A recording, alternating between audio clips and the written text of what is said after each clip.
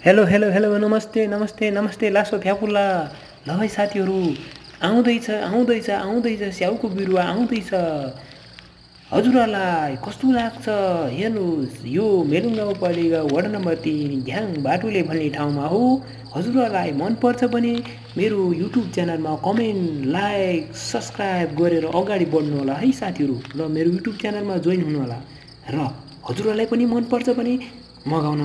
मेरो युट्युब च्यानलमा कमेन्ट गर्न सक्नुहुन्छ है त र यो बिरुवा 2081 साल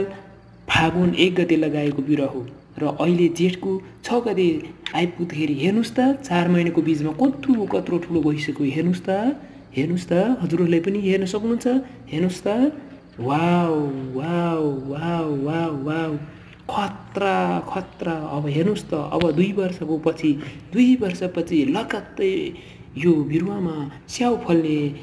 प्रक्रियामा जाँदैछ है त साथीहरू हेर्नुहोस् त हजुरहरूले पनि चाहिएको छ भने कमेन्ट गर्नुहोस्।